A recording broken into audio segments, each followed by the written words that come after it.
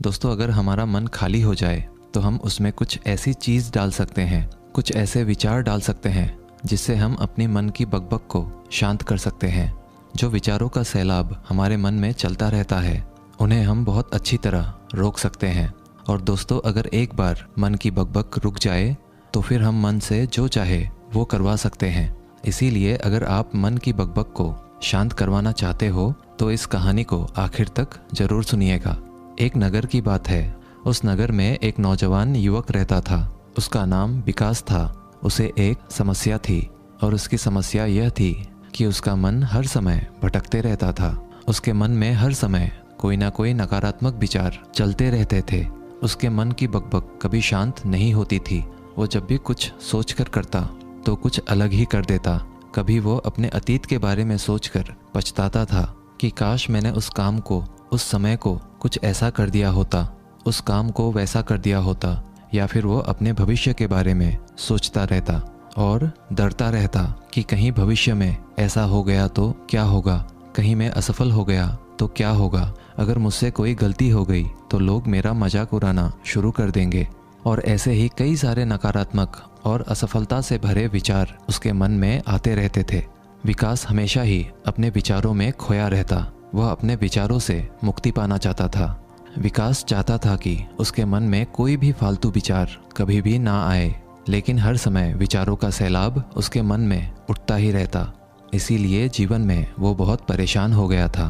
फिर एक दिन उसे किसी ने बताया कि यहाँ पास के ही जंगल में एक बौद्ध भिक्षु रहते हैं, उसके पास जाओ, वो तुम्हारी मानसिक समस्या का समाधान अवश्य कर देंगे। ये सुनकर विकास तुरंत ही बौद्ध भिक्षु के पास चला जाता है और अपनी सारी समस्या उन्हें बताता है। बौद्ध भिक्षु भी विकास की बातों को बड़े ही ध्यान से सुन लेते हैं और उससे कहते हैं कि तुम मुझसे क्या जानना चाहते हो। ये सुनकर विकास कहता है, हे गुरुदेव, मैं अपने मन को शांत व खाली करना चाहता हूँ। मैं आपसे ये जानना चाहता हूँ कि मन को खाली व शांत कैसे करते हैं। मेरा मन हर वक्त विचारों से भरा रहता है। मेरा ध्यान एक जगह लग ही नहीं पाता है, जिसके कारण मेरे हर काम में समस्या आ जाती है। मैं एक चीज़ करता हूँ तो नकारात्मक विचारों के कारण दूसरी चीज़ पर पहुँच जाता हूँ। मेरा मन एक जगह ठहरता ही नहीं है और यूं ही हर दिन मेरे मन में हजारों विचार चलते रहते हैं। और ये कब होता है, क्यों होता है, मुझे कुछ पता नहीं चलता। बहुत देर बाद मुझे एहसास होता है कि मैं क्या करने बैठा था और मैं क्या कर रहा हूँ। गुरुदेव, मैं अपने मन को विचारों से खाली कर देना चाहता हूँ। मैं चाहता हूँ कि मेरे मन में एक भी विचार ना आए। जब मैं चाहूँ तभी मेरे मन में विचार आए। फिर बौद्ध भिक्षु ने कहा, किसी समस्या का समाधान तभी निकाला जाता है जब हम उस समस्या की जड़ तक पहुँच जाते हैं, समस्या को ठीक से समझते हैं और जानते हैं। आगे बौद्ध भिक्षु कहते हैं, जिस मन को तुम खाली करना चाहते हो, क्या तुमने उस मन को कभी भी थोड़ा बहुत भी समझा है, जाना है? ये सुनकर विकास ने कहा कि महाराज, मैंने अपने मन को जानने की बहुत कोशिश की है, लेकिन मैं जितना इसके बारे में जानता हूँ, मेरा मन उतना ही रहस्यमय हो जाता है। फिर बौद्ध भिक्षु ने उस युवक को एक घड़ा देते हुए कहा कि जाओ, इस घड़े में छोटे छोटे पत्थर भरकर लेकर आओ। फिर वो युवक वहाँ से गया और छोटे छोटे पत्थर भरकर लेकर आया और उस घड़े को बौद्ध भिक्षु के पास रख दिया। फिर बौद्ध भिक्षु ने उस युवक से कहा कि इस घड़े को तुम अपना मन समझो और इस घड़े में भरे पत्थरों को अपने विचार समझो। अब इस घड़े में और पत्थर डालो।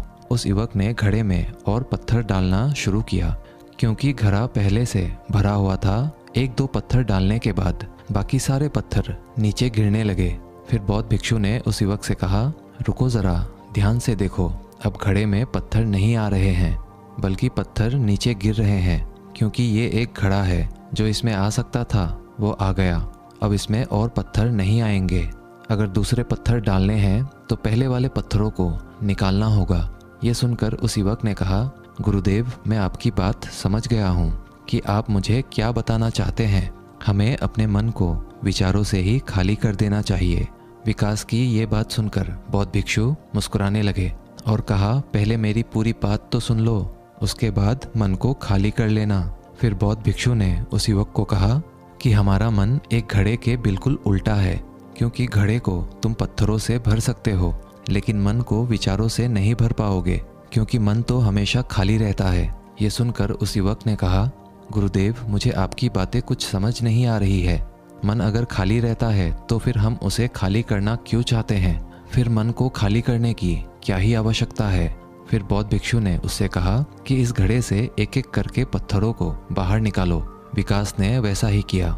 वह घड़े में से एक एक करके पूरे पत्थरों को बाहर निकालता रहा और ऐसा करते करते अंततः घड़ा खाली हो गया। फिर बौद्ध भिक्षु ने उस युवक से कहा, देखा तुमने, जब एक एक करके तुमने पत्थरों को बाहर निकाला तो ये घड़ा खाली हो गया। अब तुम इस घड़े में कोई भी पत्थर डाल सकते हो, दूसरे पत्थर डाल सकते हो या फिर उन्हीं पत्थरों को दोबारा डाल सकते हो। आधा भर सकते हो या फिर पूरा भी भर सकते हो।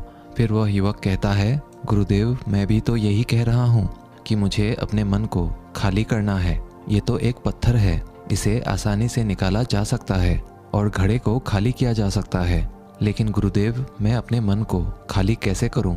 फिर बौद्ध भिक्षु ने कहा, इस घड़े में एक पत्थर डालो और 2 पत्थर निकालो। ये सुनकर उस युवक ने कहा, गुरुदेव, ये कैसे हो सकता है? जब इस घड़े में एक पत्थर होगा तो एक ही पत्थर निकलेगा, 2 कैसे निकलेंगे? फिर बौद्ध भिक्षु ने उससे कहा, ऐसा नहीं हो सकता है तो ऐसा ही करो कि इस घड़े में 2 पत्थर डालो और 4 निकालो। विकास ने कहा, महाराज, ऐसा कैसे हो सकता है? ये कोई चमत्कारिक घड़ा तो है नहीं कि 1 डालो तो 2 निकल आएंगे, 2 डालो तो 4 निकल आएंगे। यह सुनकर बौद्ध भिक्षु ने कहा, यह घड़ा तो चमत्कारिक नहीं है, लेकिन तुम्हारा मन तो चमत्कारिक है। उसमें से अगर तुम एक विचार बाहर निकालते हो तो उसके साथ 2 विचार आते हैं, और जब तुम उन 2 विचारों को पकड़ते हो तो उसके साथ 4 विचार निकलते हैं, और फिर ऐसा करते करते विचारों की एक लंबी श्रृंखला बन जाती है, और फिर तुम कहीं नहीं रुकते, एक के बाद एक विचारों को पकड़ते जाते हो। यह मिट्टी का घड़ा तो पत्थरों से भर जाएगा, लेकिन तुम्हारा मन कभी नहीं भरता, वो हमेशा खाली है, लेकिन वह खाली नहीं करता। ये इस मन की माया है कि सब कुछ है लेकिन फिर भी कुछ नहीं। फिर उस युवक ने कहा, गुरुदेव, मैं आपकी बात समझ रहा हूँ, लेकिन क्या मैं हमेशा अपने विचारों के जाल में ही फंसा रहूँगा? क्या मन के इस माया जाल से निकलने का कोई रास्ता नहीं है? फिर बौद्ध भिक्षु ने कहा, इस मिट्टी के घड़े में आधे पत्थर भर दो। फिर उस युवक ने ऐसा ही किया। फिर बौद्ध भिक्षु ने कहा, अब इन पत्थरों में से कोई एक पत्थर चुनो और उस पत्थर की एक छोटी सी मूर्ति बनाकर मुझे दे दो। मैं जानता हूँ कि तुम एक अच्छे कलाकार हो। विकास ने एक पत्थर निकाला और उस पत्थर को बौद्ध भिक्षु के सामने ही तराशने लगा। पत्थर को तराशते वक्त उसे लगा कि ये पत्थर अच्छा नहीं है। फिर उसने दूसरा पत्थर घड़े से निकाला, लेकिन उसे वो पत्थर भी पसंद नहीं आया। फिर उसने तीसरा पत्थर निकाला, लेकिन वो तीसरा पत्थर भी उसे पसंद नहीं आया, उसका रंग अच्छा नहीं था। ऐसा करते करते उस युवक ने सारे ही पत्थरों को बाहर निकाल दिया। उस युवक को ऐसा करते हुए बौद्ध भिक्षु बड़े ही ध्यान से देख रहे थे। फिर बौद्ध भिक्षु ने उससे कहा कि जो तुमने सबसे पहले पत्थर निकाला था, उस पत्थर को ये समझकर तराशो कि इसके बाद तुम्हारे पास कोई और पत्थर नहीं है और ये एक ही पत्थर तुम्हारे पास है। फिर उस युवक ने जैसा गुरुदेव ने कहा उसी एक पत्थर को लेकर तराशना शुरू किया और उसने उस पत्थर से एक बहुत ही सुंदर मूर्ति बनाई और बौद्ध भिक्षु को भेंट की। और बौद्ध भिक्षु से कहा, गुरुदेव, इस पत्थर से इतनी सुंदर मूर्ति बन सकती थी, मैं ये सोच भी नहीं सकता था। उस युवक की बात सुनकर बौद्ध भिक्षु ने कहा कि जब तुम्हारे पास और कोई दूसरा विकल्प नहीं होता है, तब हम उस विकल्प में ही संपूर्ण ऊर्जा लगाते हैं और उसी को सबसे बेहतर बनाते हैं। और जब हमारे पास कई सारे विकल्प होते हैं तो हम पत्थर चुनते भी नहीं और मूर्ति बनती भी नहीं। हमारा मन भी एक विचार के पीछे हजारों विकल्प खोल के रख देता है और एक मुख्य विचार को छोड़कर उन हजारों फालतू के विचारों में उलझकर हम रह जाते हैं। फिर उस युवक ने कहा, गुरुदेव, मैं आपकी बातों को बहुत अच्छे से समझ गया हूँ, लेकिन अब मुझे क्या करना चाहिए? कृपया आप मेरा मार्गदर्शन करें। बौद्ध भिक्षु ने उस युवक से कहा कि मन को खाली करना, साफ करना 1-2 दिन का काम नहीं है, ये बहुत लंबी प्रक्रिया है, तो क्या तुम इसके लिए तैयार हो? वह युवक कहता है, जी गुरुदेव, तैयार हूँ, चाहे कितनी भी लंबी प्रक्रिया क्यों ना हो। फिर बौद्ध भिक्षु ने उस युवक से कहा कि मन को खाली व नकारात्मक विचारों से दूर रखने के 6 तरीके हैं। आओ उन्हें एक एक करके समझते हैं। पहला तरीका है कि ऐसे लोगों का साथ छोड़ दो जो तुम्हें कमज़ोर, पिछड़ा हुआ, लक्ष्यहीन महसूस कराए। अक्सर हमारे आसपास ऐसे लोग होते ही हैं जो हमसे पद और धन में ऊपर होते हैं, और इसी पद और धन के घमंड में वो अपने नीचे से लोगों को कुछ भी नहीं समझते। इसीलिए ऐसे लोगों के पास रहना ही नहीं चाहिए। और ऐसे लोग अपने से छोटे लोगों को हमेशा यही महसूस कराते हैं कि आप कितने छोटे हैं, और इसीलिए वो छोटे लोग अपने जीवन में कुछ बड़ा हासिल कर ही नहीं सकते। इसके अलावा कई बार हमारे मित्र और घर परिवार के सदस्य भी ऐसे होते हैं जो अक्सर हमें छोटा महसूस कराते हैं, हमें नीचा दिखाने की कोशिश करते हैं, लोगों के सामने हमारा मजाक बनाते हैं। तो ऐसे लोगों से जितना दूर हो सके उतना दूर रहो। ये लोग ऐसे होते हैं कि तुम्हारी नज़रों से तुम्हारी गरिमा को दूर करके तुम्हें लक्ष्यहीन बनाते हैं, और फिर तुम्हें खुद की काबिलियत पर शक होना शुरू हो जाता है। तुम्हारे अंदर खुद के प्रति नकारात्मक भावनाएं आ जाती है, और ये नकारात्मक विचार तुम्हें मानसिक तनाव और चिंता की ओर ले जाते हैं।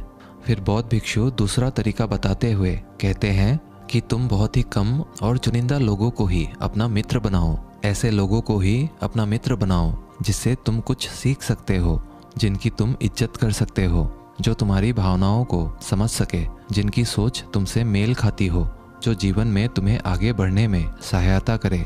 हमारे जीवन और चरित्र में हमारे माँ बाप के बाद हमारे मित्रों का ही सबसे ज़्यादा योगदान होता है। इसीलिए मित्रों का सही होना भी बहुत आवश्यक है। ऐसा कहा भी जाता है, तुम उन 5 लोगों का प्रतिबिंब हो जिनके साथ तुम सबसे ज़्यादा वक्त बिताते हो। अगर तुम्हारे आसपास के 5 लोग जिनके साथ तुम सबसे ज़्यादा वक्त बिताते हो वे ईमानदार हैं, तो तुम भी धीरे धीरे ईमानदार होना शुरू कर दोगे। और अगर वो 5 लोग अमीर हैं तो तुम भी धीरे धीरे अमीर बनना शुरू कर दोगे। कहने का अर्थात यही है कि तुम वैसा ही बन जाते हो जिस तरह के लोगों के साथ तुम अपना समय व्यतीत करते हो। किसी महान दार्शनिक ने कहा था कि तुम मुझे किसी भी इंसान के मित्रों से मिलवा दो, मैं उसके मित्रों को देखकर उस इंसान का भविष्य बता दूंगा। हमारी सबसे बड़ी समस्या ये है कि हम लोगों को ना नहीं बोल पाते हैं, जिन लोगों के साथ हम रहना पसंद भी नहीं करते हैं। ना चाहते हुए भी हमें उन नकारात्मक लोगों के साथ वक्त बिताना पड़ता है। इसीलिए सबसे पहले हमें अपने ज़िंदगी में उन लोगों को ना कहना आना पड़ेगा जिनके साथ रहकर हमें लगता है कि ये हमारी ज़िंदगी ख़राब कर रहे हैं। अगर ये हमारी ज़िंदगी में ना हो तो शायद हम ज़्यादा खुश रहेंगे। बौद्ध भिक्षु आगे कहते हैं, तीसरा तरीका है कि तुम कभी भी अपना अतीत नहीं बदल सकते, लेकिन तुम अपना भविष्य अवश्य बदल सकते हो। इसीलिए तुम्हें पूरी तरह से वर्तमान में रहते हुए उन चीज़ों पर, उन कामों पर ध्यान दो जो तुम्हारे नियंत्रण में है, जिन्हें तुम आज कर सकते हो, अभी कर सकते हो। बौद्ध भिक्षु कहते हैं, मेरी एक बात हमेशा याद रखना, केवल वर्तमान में रहकर भविष्य को संवारा जा सकता है, अतीत में रहकर नहीं। इसीलिए वर्तमान में जीने की आदत डालो। चौथा तरीका है कि तुम स्वस्थ और पौष्टिक खाना खाओ। हमारा शरीर ऊर्जा से चलता है, और हम जैसा खाना खाएंगे वैसी ही ऊर्जा हमारे शरीर को मिलेगी। अगर हमारा शरीर स्वस्थ नहीं रहेगा तो हमारा मन स्वस्थ कैसे रहेगा? जब शरीर कमज़ोर व बीमार रहता है तो मन में कई सारे नकारात्मक विचार आते हैं, और स्वस्थ शरीर में स्वस्थ दिमाग का वास होता है। इसीलिए शरीर को स्वस्थ व मजबूत रखना हमारी जिम्मेदारी है। बौद्ध भिक्षु कहते हैं कि 5वां तरीका यह है कि रोज़ ध्यान करो। ध्यान करने का सबसे उपयुक्त समय सुबह या फिर रात को सोने से पहले होता है, लेकिन अगर तुम्हें ध्यान में गहरा जाना है तो सबसे उपयुक्त समय रात का ही होता है। रात में सोने से पहले ध्यान करने से नींद में भी सुधार होता है और बहुत गहरी नींद आती है। ध्यान करने के लिए तुम अपनी सांसों पर ध्यान केंद्रित कर सकते हो, या फिर तुम अपने मन में उठने वाले विचारों पर भी अपना ध्यान केंद्रित कर सकते हो। मन में उठने वाले विचारों पर ध्यान केंद्रित करने से ध्यान करने वालों का ज़्यादा फायदा होता है, क्योंकि इसमें आसानी से गहरे ध्यान में उतरा जा सकता है। अगर तुम ध्यान नहीं कर सकते हो तो रोज़ खुद के साथ अकेले में वक्त बिताओ, खुद के व्यवहार को समझो, देखने की कोशिश करो कि मन में किस तरह के विचार उठ रहे हैं और क्यों उठ रहे हैं। बौद्ध भिक्षु आगे बताते हुए कहते हैं, छठा तरीका है कि तुम नए नए जगह घूमने जा सकते हो, क्योंकि एक पुरानी कहावत है कि एक लंबी यात्रा आपको 100 किताबों के बराबर ज्ञान देती है। गौतम बुद्ध अपने जीवन काल में 9 महीने लगातार घूम रहे थे। उनके भ्रमण करने का यही कारण था कि नए नए जगह जाने से ज्ञान की प्राप्ति के साथ साथ मन को एक नयापन भी प्राप्त होता है। नई जगह घूमने जाने पर हमारा मन उत्साहित रहता है। फिर बौद्ध भिक्षु कहते हैं, मन के जाल में कभी मत फंसो, मन को खाली करने की कोशिश मत करो, जीवन में ध्यान करना सीखो, अपने ध्यान को केंद्रित करो, अपने ध्यान में एकाग्रता लाओ और जीवन में जो कर रहे हो उसे पूरी मेहनत के साथ अंतिम समझ कर करो। उस काम को ऐसे करो कि उसके बाद तुम्हें और कुछ नहीं करना है, और जब फिर दूसरे विचार पर कार्य करो तो बस उसी पर कार्य करो, किसी तीसरे विचार पर नहीं। मन के मायाजाल से निकलना इतना आसान नहीं, लेकिन ध्यान करने से सब कुछ पाया जा सकता है। दोस्तों, आशा करते हैं आज के इस कहानी से आपने ज़रूर कुछ ना कुछ मूल्यवान सीखा होगा। कहानी अच्छी लगी हो तो वीडियो को एक लाइक और चैनल को सब्सक्राइब ज़रूर कर दीजिएगा। मिलते हैं अगले वीडियो में, तब तक के लिए धन्यवाद।